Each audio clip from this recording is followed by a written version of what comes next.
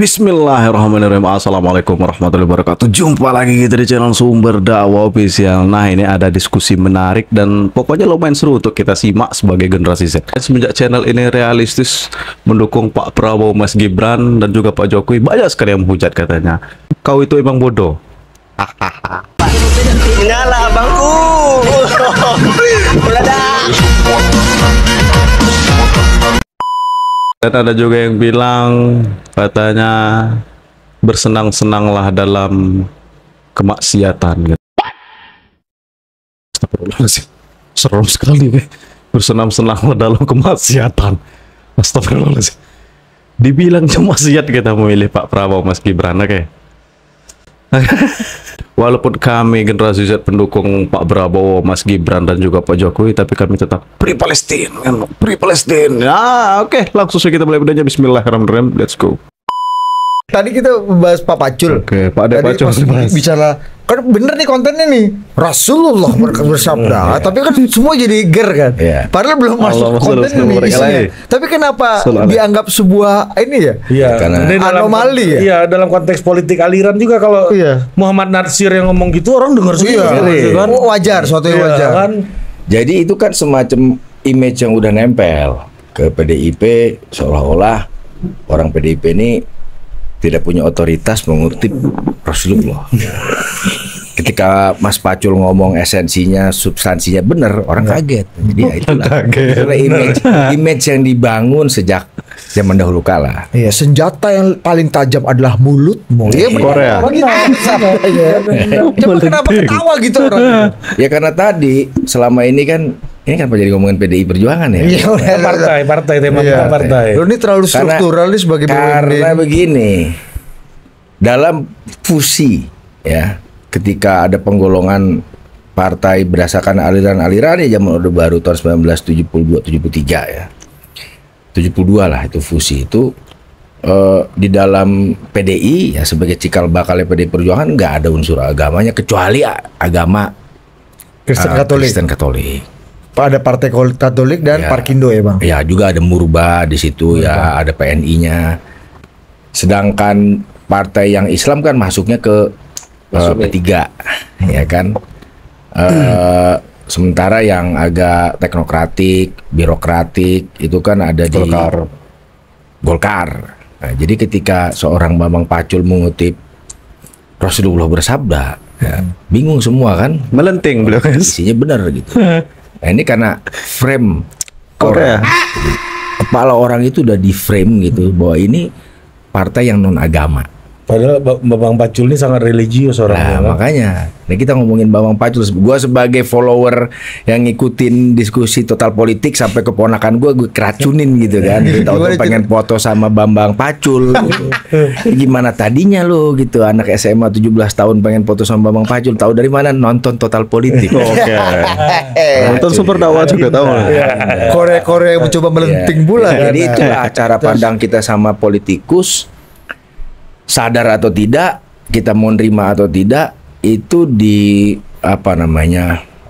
di frame atau udah ada image yang nempel di kepala kita gitu ya. Karena pengaruh sejarah juga gitu ya.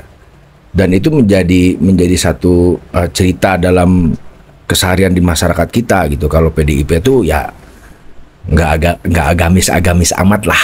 Ini beliau yang bilang. Yang kemudian baru belakangan disadari oleh elit politiknya bahwa memang akar kaum nasionalis juga nyerempet agama juga ada kan ada Baitul Muslimin Indonesia. Bung Karno juga kan, Bung Karno itu dijuluki dapat gelar ya julukan kehormatan tuh Mujadid, pembaharu dalam Islam karena tulisan-tulisan dia di surat-surat dari ND ketika didiskusi dengan Ahmad Hasan pendiri Persis gitu kan, kemudian dengan Natsir gitu, ada gitu. Tapi itu dulu gitu kan, Bung Karno ini kan ya pemikir ya, dibaca semua, dia berani ngomong apa aja, dia berani mengkritik segala macam, punya dasar itu. Pidato Bung Karno soal ini berkobar-kobar gimana nuzul Quran kan? Iya. Tuhan itu satu, Tuhan itu abadi. Iya. Hai engkau, jikalau engkau mengaku daripada anaknya Bung Karno, Bung Karno tidak mau punya anak yang tidak kiri. Itu masuk ke kiri. Ambil apinya bukan abunya. Islam. Jadi Lonceng kematian imperialisme telah berbunyi. suara lu lebih mirip Komeng deh. Mirip Komeng. Gak bisa diedit bang. Bisa autotune. Jadi kayak gitu, image yang udah tertanam itu gimana pun pengaruhnya politik aliran. Orang nggak pernah menyangka kayak misalkan Mas Pacul itu Sereligius itu diketawain. Korea. Benar, kayak nggak pantas sih. Ya kan? Kita lagi-lagi dikaitin sama partainya, terus dikaitin lagi sama politik aliran, dikaitin lagi sama fusi. Tahun 72. Itu udah di bawah sadar tuh bang ya. Udah di bawah sadar. Itu apa namanya ini ya? Stereotip yang langsung yang langsung divoniskan itu ya bang. Iya. Artinya kayak gini misalkan gini aja. Orang nggak percaya kalau di PKI ada juga yang percaya agama gitu kan. Nggak mungkin dong. Coba ini fakta ini gimana? Coba lu kasih. Loh ya iya gitu kan. Kalau kita misalkan tarik tahun 20-an, ya kan salah satu elemen pembentuk Partai Komunis Indonesia itu kan Sarekat Islam. Orangnya juga sadar, ya kan. Cuman kadang-kadang kita nggak mau menerima ini sebagai sebuah fakta sejarah. Karena apa? Bias ini kan dibikin gitu. Jadi ya gitu cara kita ngelihat PDIP, cara kita ngelihat P3, cara kita ngelihat Golkar kan sepenuhnya juga dipengaruhi oleh narasi politik yang diciptakan penguasa beberapa masa lalu. Bang, izin bang. Kalau kita lihat duet capres gitu misalnya ya, itu misalnya PDI itu yang cukup konsisten dari dulu menggunakan semangka fatsun itu kan, bahwa merah ini harus sama hijau, merah sama hijau. Dari Bu Mega dulu calon wakilnya Pak Hasim. Ya kan, Pak Prabowo hijau juga, tentara tapi kan hijau ya. Hijau loreng. Ya kan. Habis itu Pak Jokowi 2 kali relatif hijau lah. Ya dulu Gus Dur Bu Mega. Iya kan? Bu Mega 99. Ya itu gimana? Karena apa? Kalau dulu kan ada istilahnya PDI karena dianggap tidak Islam gitu. Ya, ada ketakutan. Mungkin Soekarno tanpa NU sukar. Ya, Bung Karno tanpa NU bongkar. Ya, gitu mungkin kan. Gini ya, kita lihat basis masa pendukung dari dua kelompok ini sebetulnya datang dari kelas yang sama. Dalam istilah Islamnya mustadafin ya. Bedanya di marhen ini ya kan, bedanya di kalangan nasionalis pengikut Soekarno itu marhen. Di NU Nahdliyin sama. Kalau Korea ini di mana nih? Korea ini bisa lari-lari kemana-mana. Gitu. Tapi bisa berangkatnya dari kemiskinan juga. Kalau menurut Mas Pacul gitu. Kadang bisa agamis banget, kadang bisa sekuler. Orientasinya bukan moral, tapi melenting. Parah, mencintai parah. Jadi kayak itu basis material, basis masanya. Parah maksudnya. Itu kan. Ini pada Pacul, ini hostnya bareng. Bedanya kalau Nahdliyin ya dia punya kesadaran religius lah ya gitu kan. Tapi bukan berarti marhain juga nggak punya. Cuman sudut pandang lihatnya itu beda. Tapi pada intinya mereka sharing basis masa yang sama. Nah itu satu. Ya. Yang kedua ya aliansi taktis, ya kan paling banyak gitu loh. Paling banyak. Maksudnya? Ya, masanya banyak bos.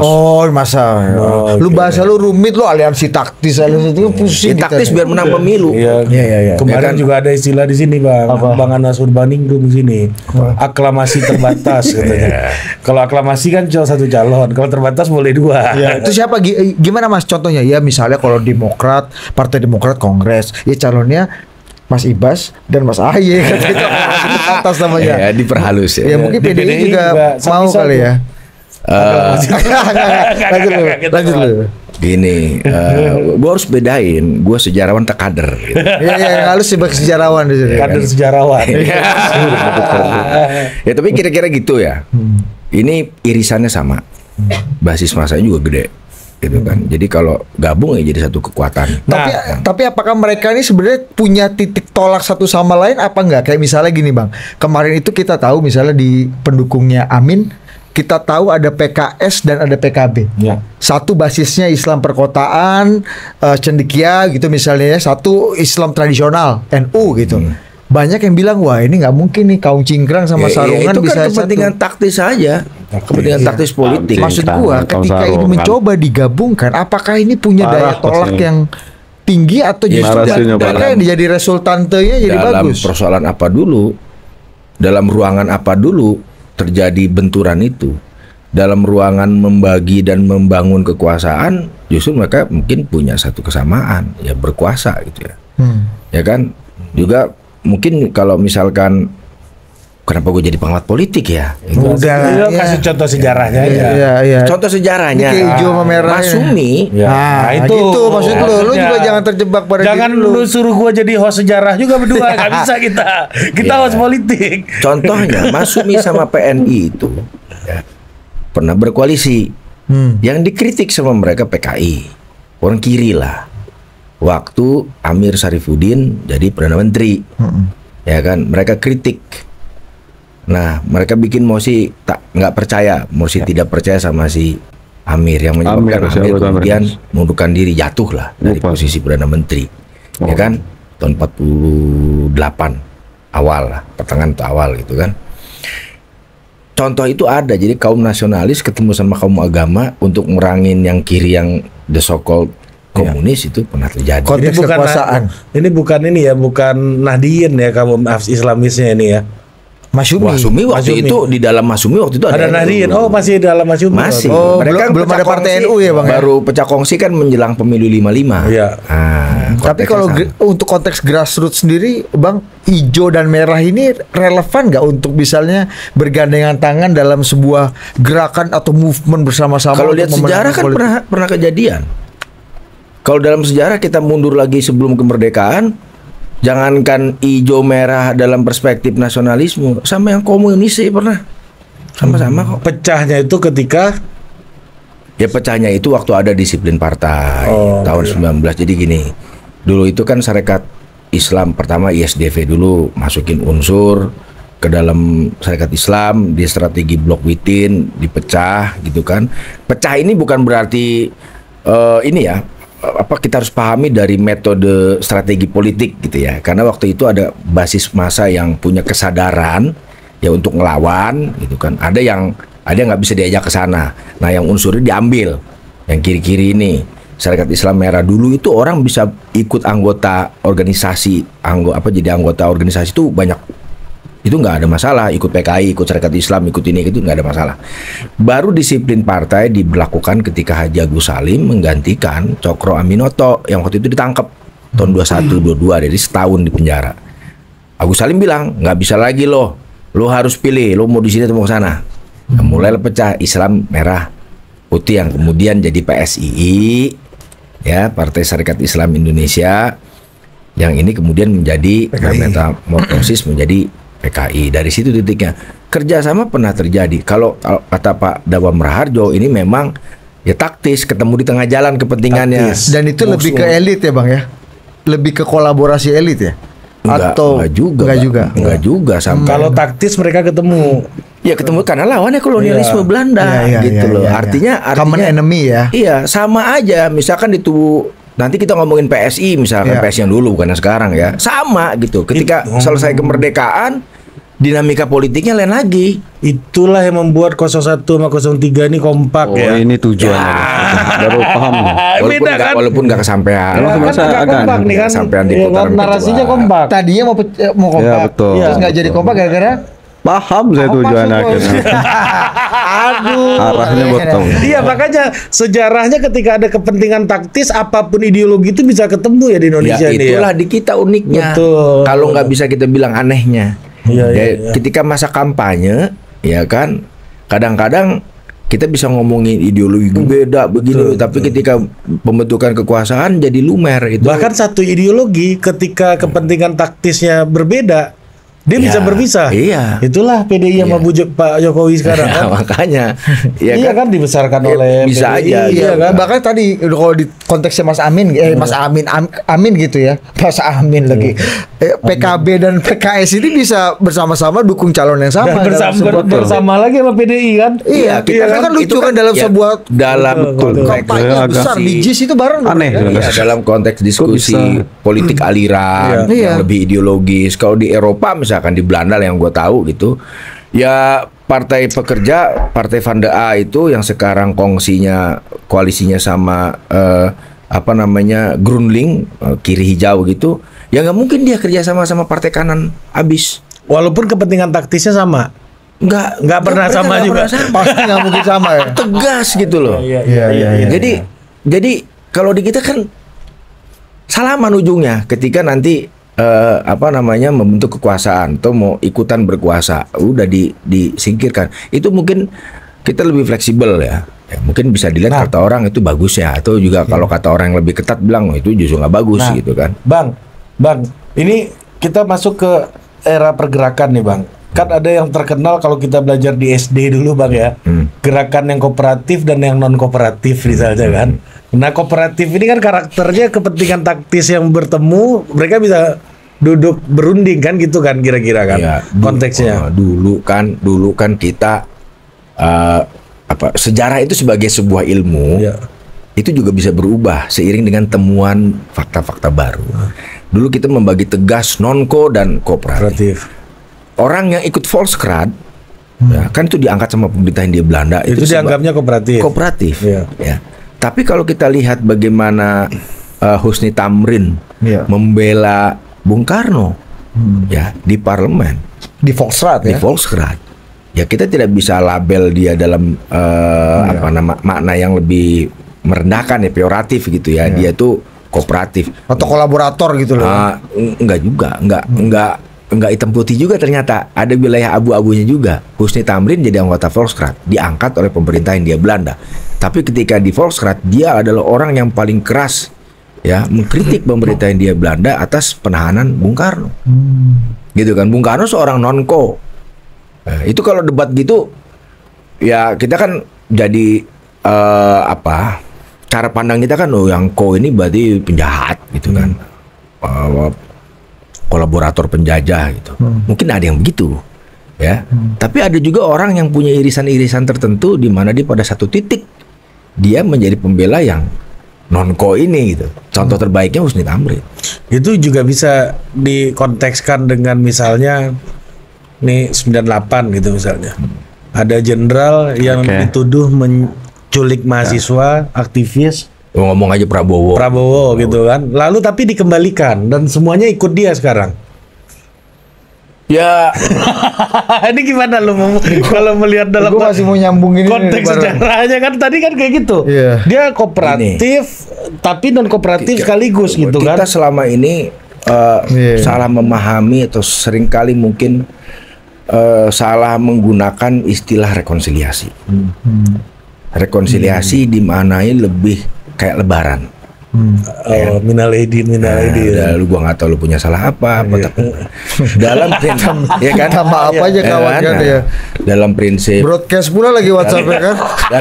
dalam prinsip-prinsip rekonsiliasi kan harus ada pengungkapan kebenaran dulu. Ya dong.